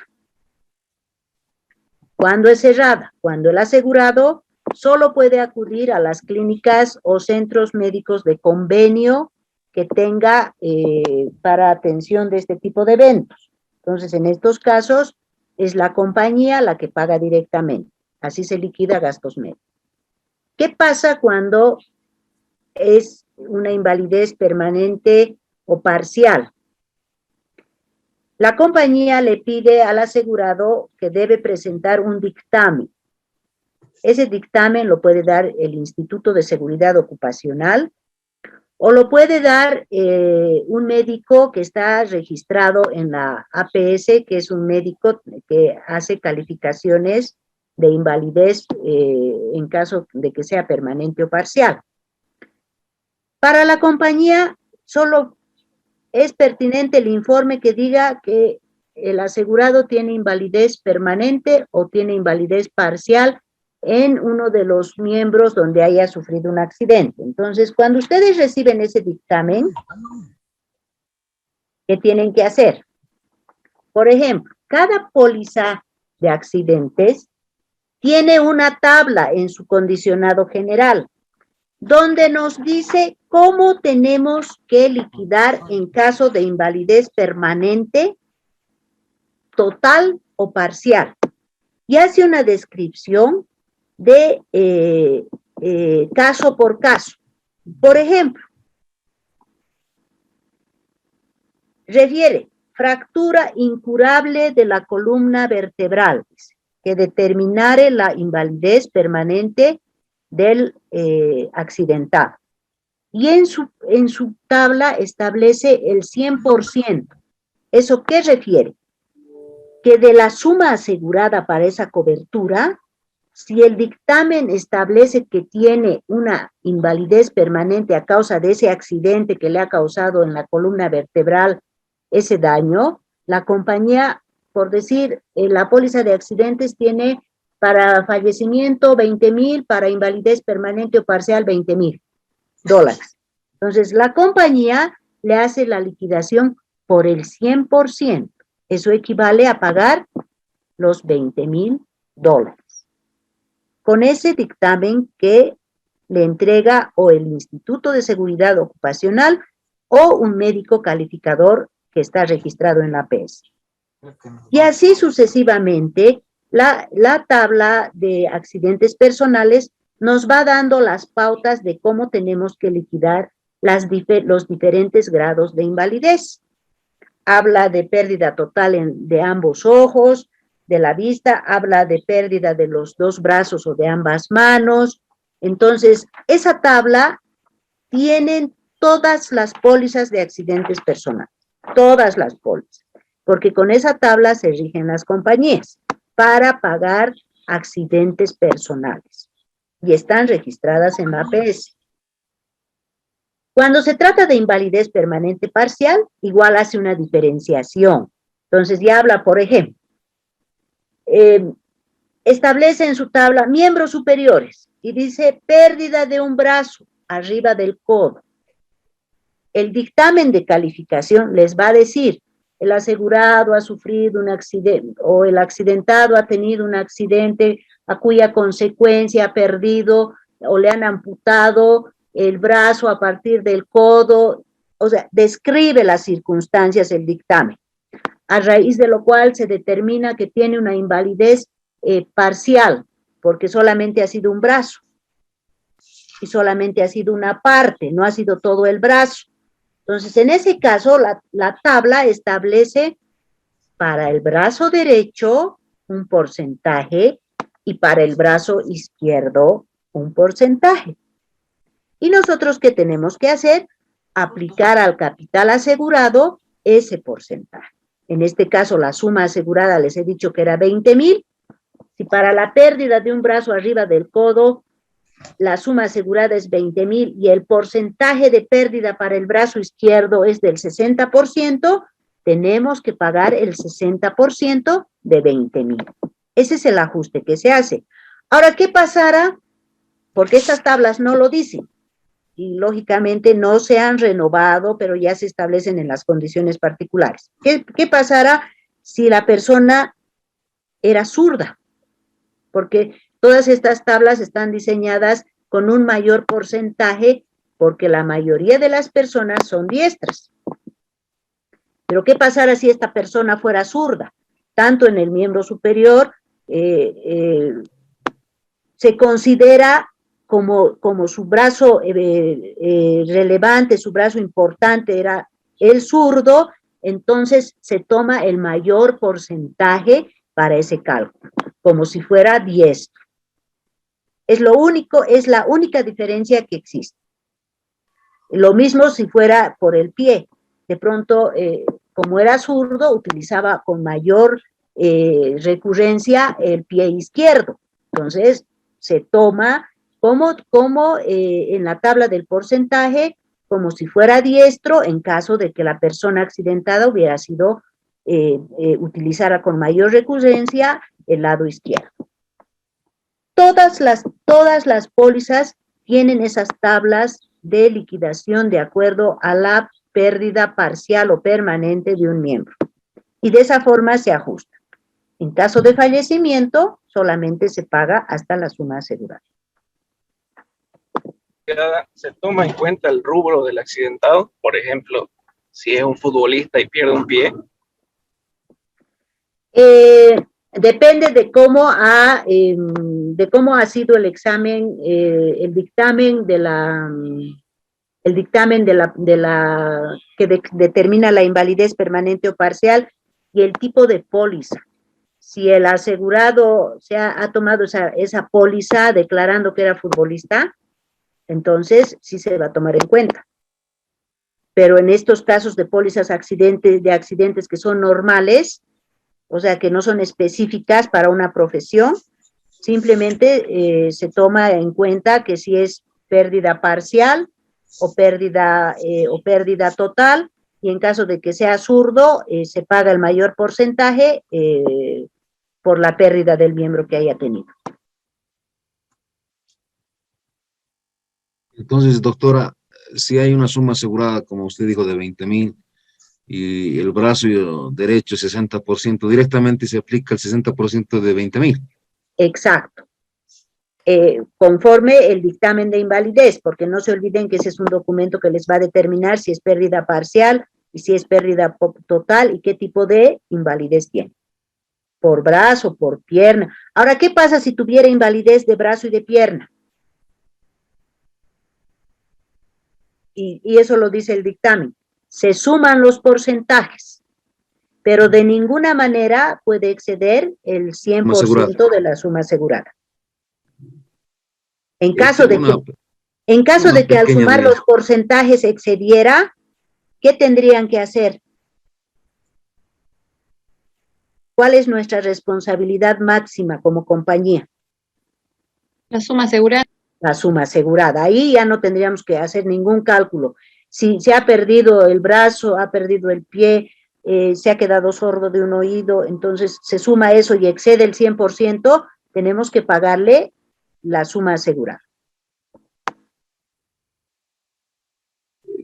Tenemos el ejemplo del ejercicio, y esa es mi duda, doctora, por la puntuación de la primera falange, y hay uno considerando, ¿no ve? Sí. Sería igual a la mitad de lo que correspondería por la pérdida del dedo entero, entonces debe ser el 50% del 8%, me imagino. Exacto, eso está establecido también en el condicionado particular, ¿ya? En el condicionado general. Porque es un caso muy especial, por eso se los he puesto, para que no se les olvide, Ustedes primero, a ver, voy a buscar dónde está.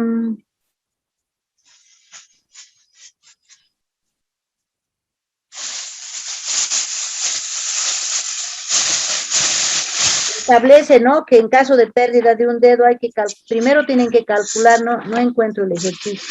Yo le leo. A ver. Considerar la pérdida de las falanges de los dedos de ser indemnizada solo cuando se hubiere producido por amputación o anquilosis, y la indemnización será igual a la mitad de lo que correspondería por la pérdida del dedo entero, si se tratara del pulgar, y a la tercera parte por cada falange si se tratara de otros dedos. O sea, ya. es lo que dice, Doc. Ya, ok, perfecto. ¿Y cuál es el ejemplo que les pongo? Cobertura afectada, incapacidad parcial, suma asegurada 10,000. La incapacidad permanente parcial es por la amputación de la primera falange del dedo anular de la mano izquierda. Nota, porcentaje de cálculo de indemnización para dedo anular izquierdo, 8%. Ya, del dedo anular de la mano izquierda, perfecto. Entonces, ustedes tienen que calcular primero el 8% de la suma asegurada, ¿no ve? Pérdida del dedo anular. Y al resultado tienen que aplicarle ese detalle a la tercera parte por cada falange, porque está perdiendo la primera falange únicamente, ¿verdad? Sí. Entonces, al resultado del 8%, ustedes le tienen que aplicar la tercera parte. Como dice el instructivo, la tercera parte por cada falange. Ah, ya, perfecto. ¿Ya? Ahora, como esto es para que aprendan y este examen, esta práctica, se las he subido para que ustedes hagan el ejercicio, les voy a hacer un comentario. ¿Alguien trabaja en vida? Sí, yo. ¿Alguien? ¿Tú has tenido alguna experiencia en liquidar este tipo en accidentes personales? Soy del área comercial, pero el año que entré, en el 2018, uno de los asegurados, bueno, el seguro de vida a largo plazo tiene lo que es la cobertura de pérdida por invalidez. Uno de los asegurados tuvo lo que es diabetes y le afectó al sentido de la vista. Y me enteré que indemnizaron, la vista vale el 50% de lo que es lo que vale todo su cuerpo, ¿no? Entonces le han indemnizado de $20,000, el 50% en vida, ¿no? Una indemnización adelantada. Ok, ya. A ver, en este caso de las falanges, les voy a explicar algo muy interesante que solamente lo saben los médicos. Por eso les preguntaba. Acá, en otra clase, sí tuve varios médicos que trabajaban como médicos auditores y ellos hicieron una valoración del siniestro de la siguiente forma. Ellos explicaron como médicos que las falanges se empiezan a contar desde abajo, no desde arriba, como normalmente nosotros las contaríamos, ¿no? Ustedes saben que las falanges de los dedos son cada rayita que tenemos. Vean su dedito y tenemos 2 rayitas y al final, ya casi llegando a la palma, una rayita. Entonces, primera, segunda, tercera falange. Así contamos, ¿verdad? Empezando de arriba. Pero una vez un médico explicó en el anterior diplomado que las falanges médicamente se cuentan desde abajo. Primera falange, segunda falange, tercera falange. Entonces, si pierde la primera falange, pierde todo el dedo, ¿no ve? Sí. Porque si le van a amputar la primera falange, que es la de abajo, ya está perdiendo todo el dedito. Eso les dejo como anécdota, como yo también he aprendido esa parte, porque yo no soy médico, yo soy abogado. Y en mi experiencia en seguros es la primera vez, nunca había tenido la experiencia de indemnizar por falanges. Pero por eso es que me llamaba la atención esto en accidentes, cómo se calculaba. Pero ese médico nos aclaró, porque él en la resolución de su práctica puso que perdía todo el dedo, entonces teníamos que pagar el 8%, porque era el dedo. Y cuando yo le pregunté por qué, me explicó, es que médicamente usted saque de internet, me dijo, una mano, y ahí le va a describir dónde empieza la primera falange, la segunda falange y la tercera falange. Y lógicamente, visto, la primera falange empieza a partir de la palma. Entonces, si estamos hablando que ha perdido la primera falange, ha perdido todo el dedo. Eso les cuento como anécdota y como para que ustedes ya sepan cuando se les presente alguna vez este tipo de casos. Como verán, a veces la perspectiva desde un punto de vista médico es muy distinto a la de un punto de vista de una persona que solamente analiza en temas seguros, ¿no? Disculpe de mi duda, doctora. He hecho ya el ejercicio y sale $266. Sí, es correcto. Entonces, solamente eso le van a indemnizar. Solo la eso. pérdida de su dedo. Sí. Pero si me has escuchado lo que acabo de explicar, no va a ser eso lo que le van a indemnizar. ¿Cuánto es el 8% de la suma asegurada? 800. $800. Porque ha perdido todo el dedo. ¿No ve? Sí. ¿Por qué, Edwin? ¿Por qué? A ver. Estamos contando porque estamos contando la primera falange desde el principio del dedo.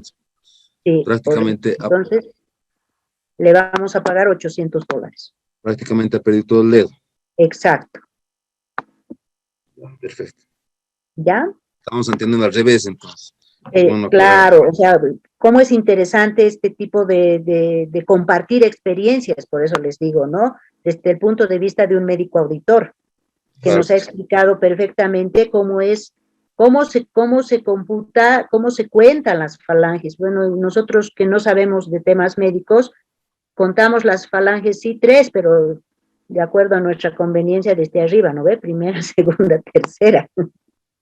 Pero en realidad, médicamente, si alguien nos discutía, podía demostrarnos que si ha perdido la primera falange, ha perdido todo el dedo. Prácticamente desde la base, ¿no? Exacto. Sí. Exacto. Así es, entonces, ¿tienen alguna otra duda más? ¿Cuál es el límite permitido para la alcoholemia, el grado? Doctora, eso más, por favor. El límite, si no me equivoco, es 1. No, a ver. Es que estoy hablando del límite de las pólizas. ¿Alguien trabaja en automotores? Álvaro, ¿tú me puedes dar una manito? Creo que es 0.97, ¿no? Te lo veo, no recuerdo la verdad. Doctora, ¿no es 0.50? 0.50. Sí, 0.50. Yo te estoy hablando del límite permitido en nuestras pólizas, digamos, ¿no? Pero sí es 0.50. En la póliza. En la póliza es 0.75. 0.75 en la póliza. 0.75. Fernando, ¿tú nos puedes dar una manito? Y en tránsito, ¿cuál es el límite permitido? 0.5. En tránsito. 0.50 en tránsito. 0.50. Ah, correcto. Sí, está bien. 0.5 o 0.50. Ese es el límite permitido. Ya, positivo, doctora. Gracias. Le agradezco mucho tanta molestia. No es ninguna molestia. Para eso estamos. Ustedes tienen que tener todas las herramientas necesarias como asegurados y para atender un siniestro. Perfecto. Doctora, disculpe, en el caso de los ajustadores, ¿cómo se aplica en automotor? A ver, los ajustadores normalmente no se los toma en automotores, salvo cuando exista un tema muy controversial que determine, por ejemplo, a ver, ¿cuándo en mi experiencia hemos tomado un ajustador en automotores? Cuando ha sido una pérdida total e íbamos a rechazar por exceso de velocidad, porque hemos hecho hacer un peritaje y el ITCUP nos ha dicho que estaba, por decirles, con exceso de velocidad. Entonces, el asegurado ha solicitado la intervención de un ajustador porque no estaba de acuerdo con el peritaje del ITCUP. y se contrata un ajustador que toma los servicios de expertos para que también determine si efectivamente, científicamente, se puede demostrar que el informe del INCUB era correcto. En esos casos interviene un ajustador en automotores. Cuando hay esas controversias, que más que nada ya son intervenciones de peritos. Doctora, ¿y ese costo de los servicios del ajustador o el perito lo asume la compañía, el asegurado? Corre por cuenta de la compañía. Cuando hay una controversia, como este tema, por ejemplo, que les estoy comentando, la compañía le ha solicitado al asegurado que nos presente el informe de velocidad efectuado por un peritaje de velocidad. Entonces, el asegurado solicita a Tránsito o a la autoridad o al ICUP que le hagan un peritaje porque tiene que demostrar que no estaba en exceso de velocidad. Entonces, eso lo paga él. Cuando la compañía no está de acuerdo y decide hacer su propio examen de velocidad, lo paga la compañía. De pronto resulta que hay dos opiniones diferentes y se toma la opinión de un tercero. Entonces eso ya lo pagan a medias. Muchas eso gracias, pasa doctora. cuando hay controversia, ¿ya? Pero normalmente los ajustadores, los inspectores de averías, los peritajes que sean a solicitud de la compañía, los paga la compañía. O los que están establecidos en la póliza, ¿no? Los paga la compañía, corren por cuenta de la compañía. Esos auxiliares, doctora, son externos, ¿no? Pero tienen que estar, licenciados, o si vale el término, por la APS. Registrados en la APS.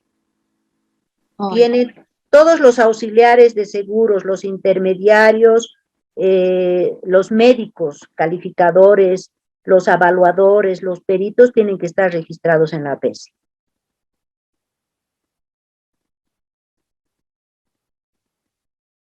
Muchas gracias, doctora. No hay por qué. ¿Alguna pregunta más?